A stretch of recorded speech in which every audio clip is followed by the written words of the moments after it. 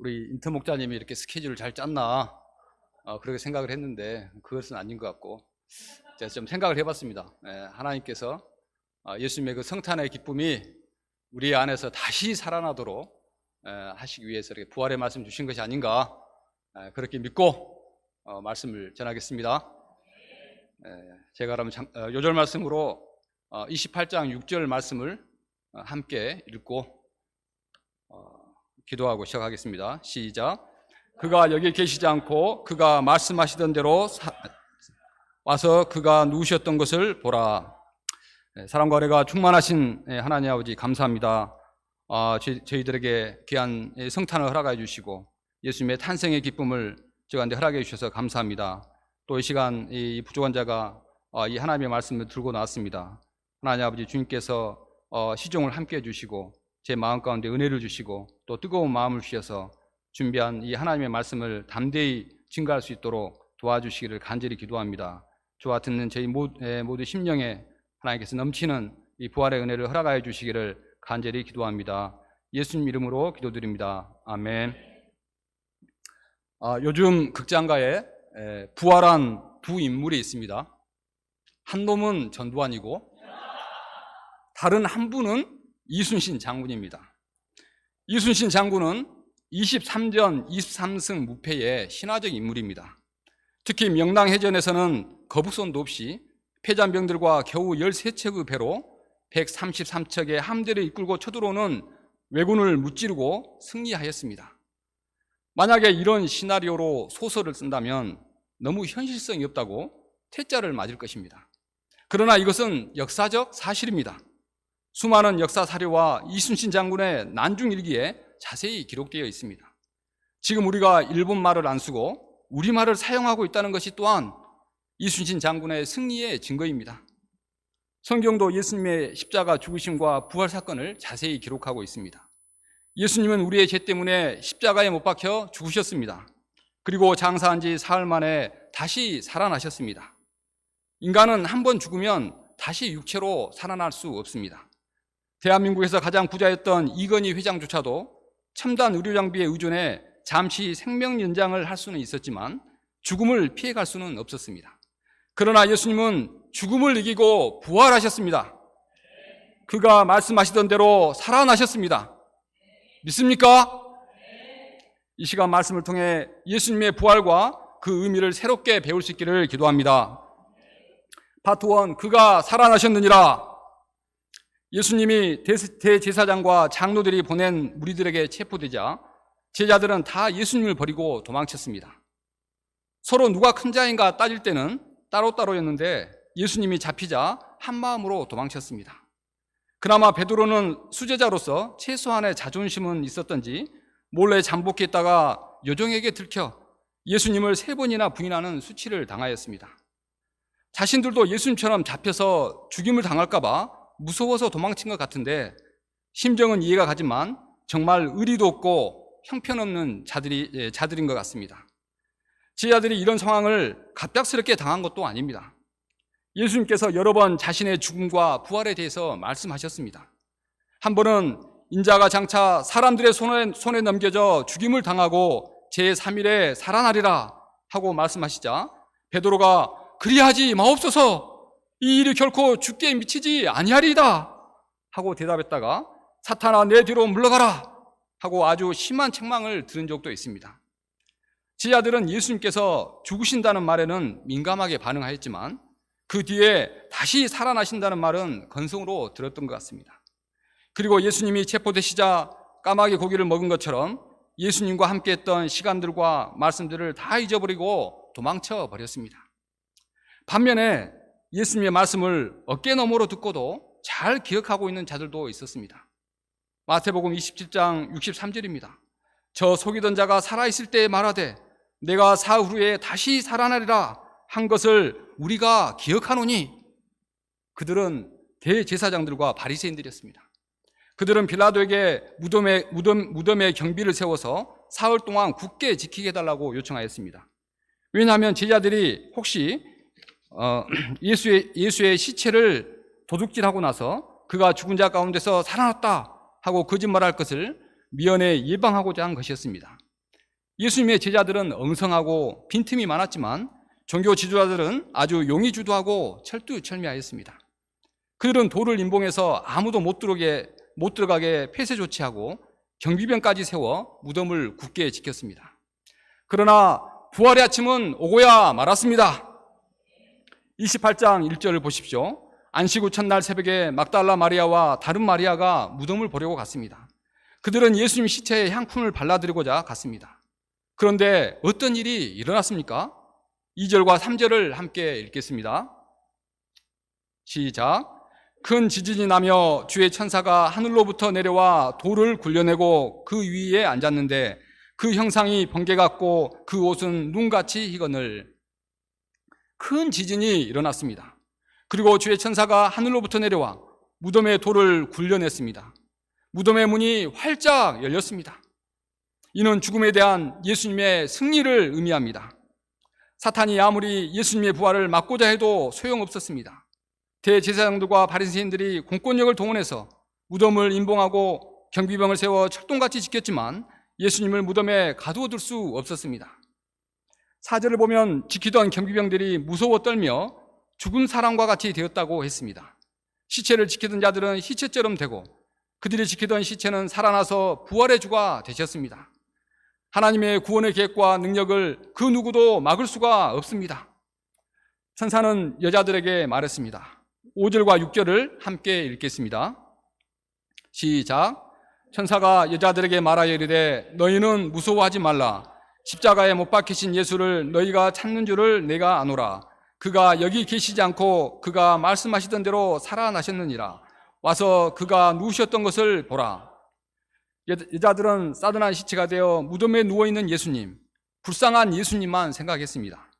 그 예수님의 시신에 향유라도 발라드리고자 나온 것이었습니다. 그런데 전혀 뜻밖의 상황이 그녀들 앞에 펼쳐졌습니다. 예수님은 무덤에 계시지 않았습니다. 예수님은 말씀하시던 대로 살아나셨습니다.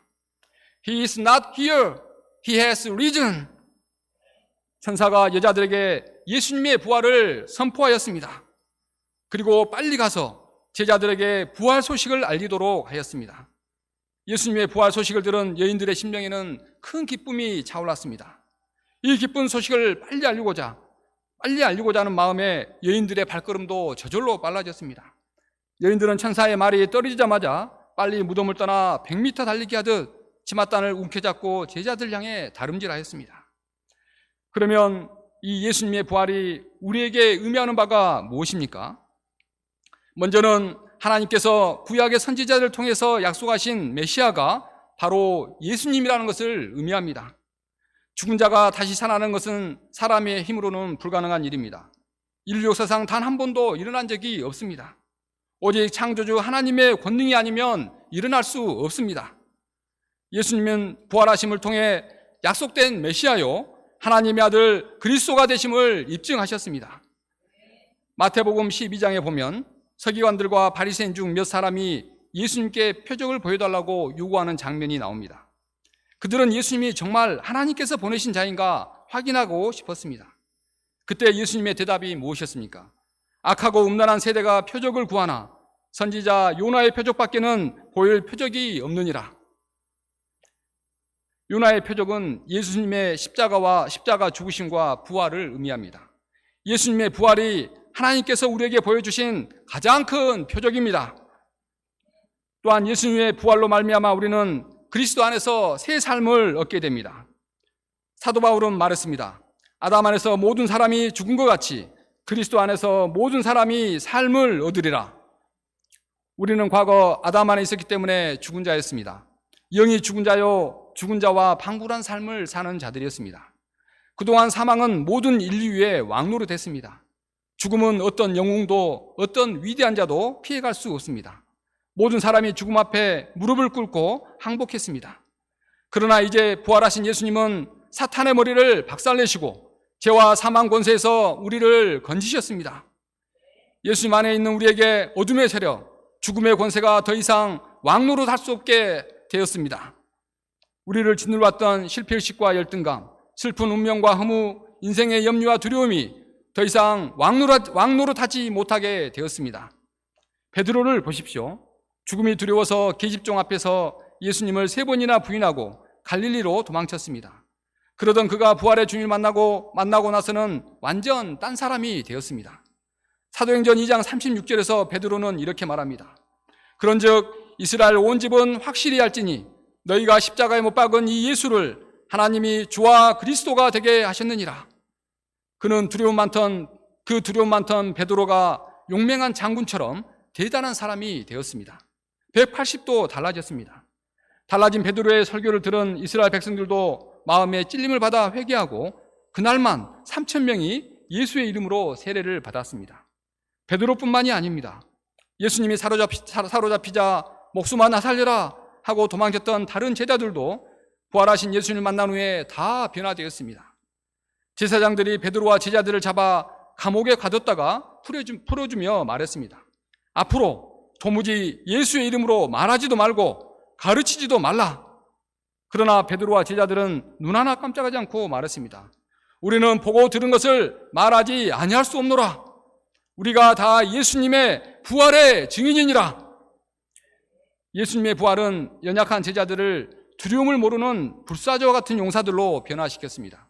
더 이상 생명의 위협이나 사망 권세가 제자들 위에 왕노릇할 수 없었습니다. 그리고 제자들은 마지막 순교하기까지 예수님의 십자가 죽으심과 부활의 증인으로 담대하게 살았습니다. 우리 모임에도 많은 부활의 산 증인들이 있습니다. 특별히 저는 영국 선교사로 가 있는 구갈렙 선교사를 통해 은혜를 많이 받았습니다. 그는 복의 근원 파트의 김갈렙 목자와 이름은 같지만 외모는 전혀 다릅니다. 김갈렙 목자는 드라마 고려 거란 전쟁의 거란 장수 소배악 같은 장수입니다. 그래서 캠퍼스에 전도 나가면 신천지 무리들도 벌벌 떨고 피해서 도망쳤습니다. 그러나 영국의 구갈렙 선교사는 키도 작고 사슴눈에 마음도 여리고 눈물도 많았습니다. 외모도 해남 고구마처럼 친근하고 부담스럽지 않게 생겼습니다.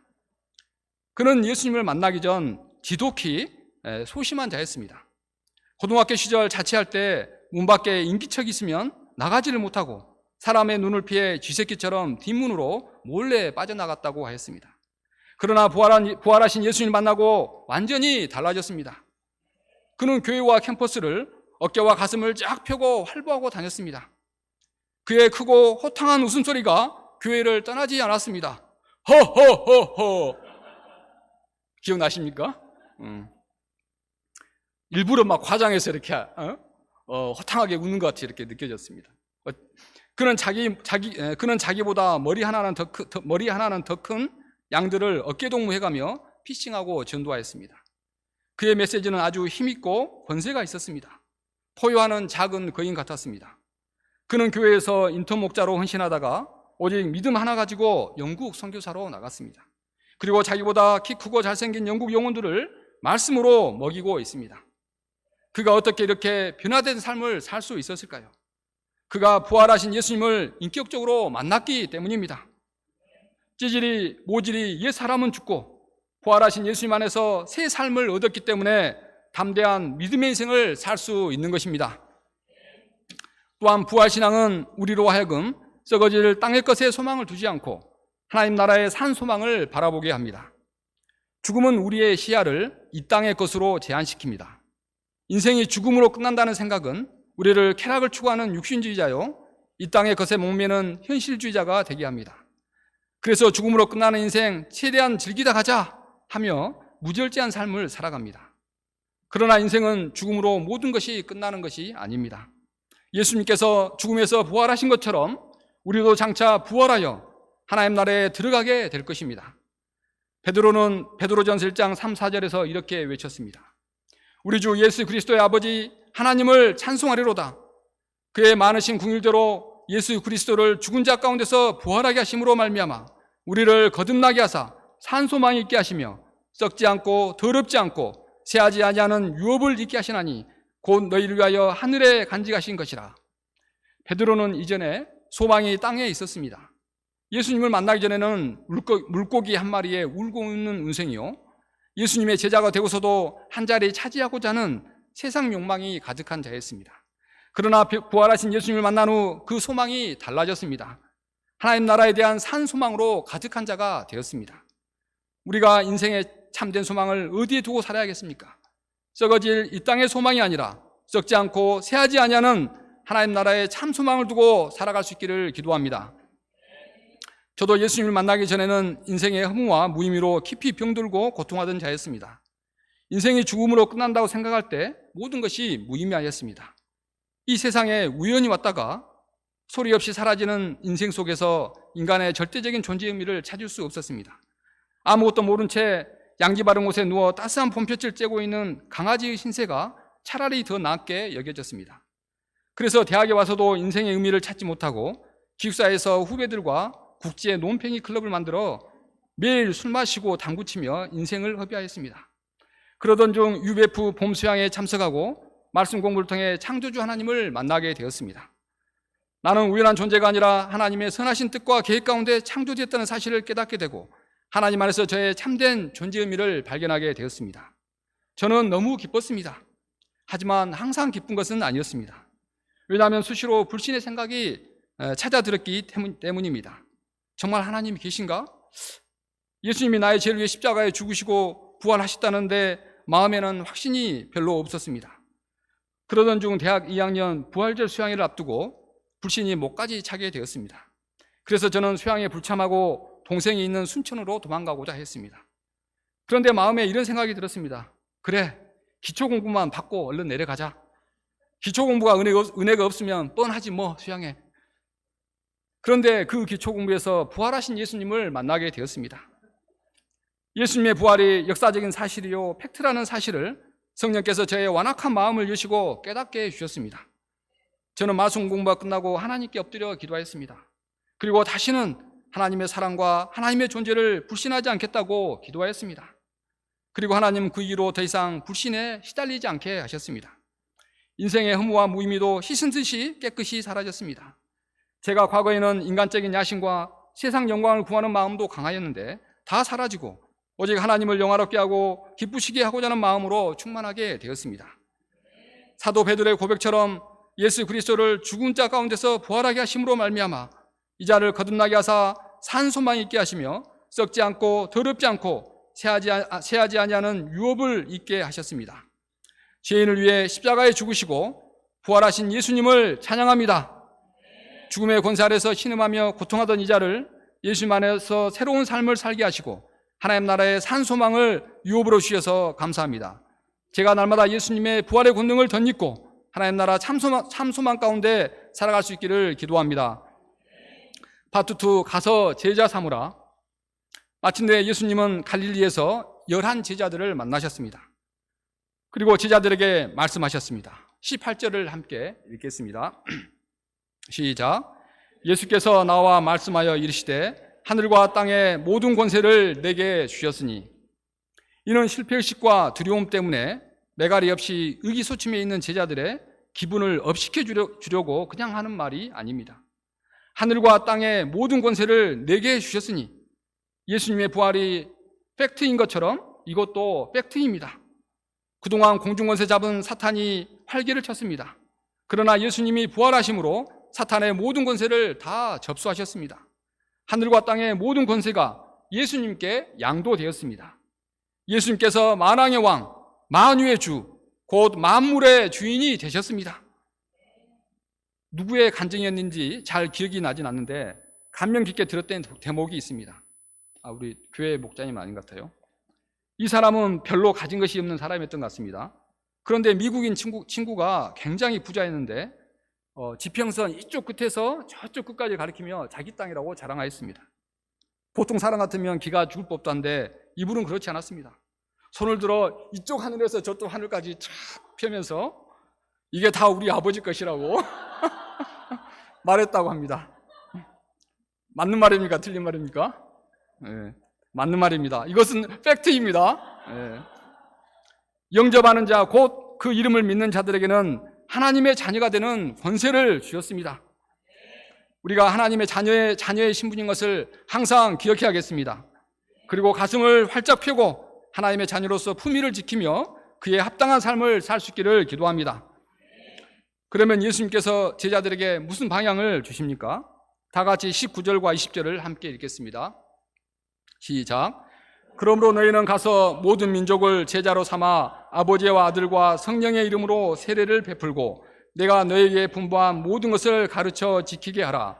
볼지어다 내가 세상 끝날까지 너희와 항상 함께 있으리라 하시니라. 이것을 예수님의 지상 명령이라고 합니다. Therefore go. 그러므로 가라. 하늘과 땅의 모든 권세를 내게 주셨으니 가라. 누구에게로 가야 합니까? 모든 민족에게 가라고 합니다. 아직도 복음을 듣지 못한 세상 모든 사람들, 가족들, 친구들, 후배들, 직장 동료들, 그리고 전 세계 캠퍼스 영혼들에게 가라고 합니다. 그들을 예수님의 제자로 삼으라고 합니다. 복음을 영접하고 세례받도록 도우라고 합니다. 예수님께서 분부한 모든 것을 가르쳐 지키게 하라고 합니다. 예수님이 십자가에 죽으심으로 우리의 죄 문제가 다 해결되었습니다. 예수님이 부활하심으로 죽음 문제도 해결되었습니다. 세상에 이보다 더 귀한 소식은 없습니다. 이 귀한 은혜를 나만 누리지 말고 세상 모든 민족, 모든 백성에게 가서 전하라는 것입니다. 그런데 주님이 우리에게 아무것도 주지 않고 무작정 나가라고 하십니까? 가서 그냥 맨 땅에 헤딩하라고 하십니까? 아닙니다. Therefore go. 그러므로 가라 하고 말씀하십니다. 하늘과 땅의 모든 권세를 내게 주셨으니 가라 하고 말씀하십니다. 우리는 홀로 외롭게 가는 것이 아닙니다. 외롭게 홀로 가게 하지 않고 주님이 함께 하시겠다는 것입니다. 사단과의 영적 전투에서 우리에게 승리를 주시겠다는 약속의 말씀입니다. 마가복음 16장 17절과 18절 말씀입니다. 믿는 자들에게는 이런 표적이 따르리니 곧 그들이 내 이름으로 귀신을 쫓아내며 새 방언을 말하며 뱀을 집어올리며 무슨 독을 마실지라도 해를 받지 아니하며 병든 사람에게 손을 얹은즉 나으리라. 우리는 부족하고 연약하지만 내가 믿는 예수님이 하늘과 땅의 모든 권세를 가지셨기 때문에 마귀의 권세를 파할 수 있습니다. 우리를 감히 해할 자가 없습니다. 예수님의 권세를 힘입어 병든 사람을 낫게 할 수 있습니다. 사도행전의 제자들을 보십시오. 하늘과 땅의 모든 권세를 가지신 예수님을 믿고 나아갔을 때 그들을 통해 사도행전의 놀라운 성령의 역사가 일어났습니다. 담대히 말씀을 전파하자 3,000명, 5,000명이 회개하고 세례받는 역사가 일어났습니다. 성전 미문에 앉아있던 안진뱅이를 일으켜 세웠습니다. 죽음을 이기시고 부활하신 예수님을 찬양합니다.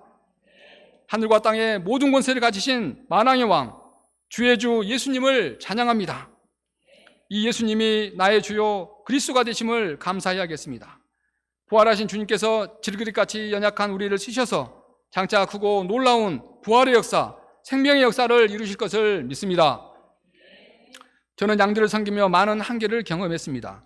학생 시절에 저는 학기 초가 되면 많은 양들과 관계성을 맺었습니다. 남다른 친화력으로 금방 친해졌습니다. 그래서 MT 수양회에는 제법 양들을 초청했습니다. 그러나 시간이 지날수록 양들은 떨어져 나가고 여름 수양회 무렵이 되면 한 양 초청하기가 힘들었습니다. 지금도 제 안에 상처처럼 한계처럼 트라우마로 남아있는 것 같습니다. 지금 최국신 형제와 관계성을 맺고 띄엄띄엄이나마 말씀 공부를 하고 있습니다. 그러나 제 마음 깊은 곳에는 제자 양성에 대한 한계적인 생각과 실패의식이 자리하고 있었습니다. 그런데 오늘 말씀을 준비하면서 제가 내 힘으로 제자 양성한다는 교만한 생각과 착각을 하고 있음을 깨닫게 됩니다. 내가 복음을 증거하고 제자 양성할 수 있는 이유는 하나님께서 하늘과 땅의 모든 권세를 예수님께 주셨기 때문입니다. 저는 다만 예수님의 권세, 예수님의 이름 권세를 의지해서 나아가기만 하면 됩니다. 그러므로 가라. 오직 예수님 권세에 의지하여 나아가라 하는 것입니다. 제가 최국신 형제 한 사람을 오직 예수님 권세를 의지하여 섬길 수 있기를 기도합니다. 제가 캠퍼스의 현실과 양들의 상황에 흔들리지 않고 다만 부활하신 주님의 권세를 의지하여 순종하여 나아갈 수 있기를 기도합니다. 그래서 세상 끝날까지 나와 함께 하시고 영적 승리와 영광을 주실 부활의 주님을 만날 수 있기를 기도합니다. 결론입니다. 부활은 영적인 지진입니다. 부활하신 예수님을 영접할 때 우리 인생에 거대한 영적 지진이 일어납니다. 새로운 세계가 열리고 희망차고 도전하는 인생을 살게 됩니다. 제가 죽음에서 살아나신 예수님을 바라볼 수 있기를 기도합니다. 사탄의 머리를 박살내고 하늘과 땅의 모든 권세를 가지신 예수님을 바라볼 수 있기를 기도합니다. 그리고 세상 끝날까지 함께 하신다고 약속하신 예수님을 바라보고 부활의 증인들로 살아가기를 기도합니다.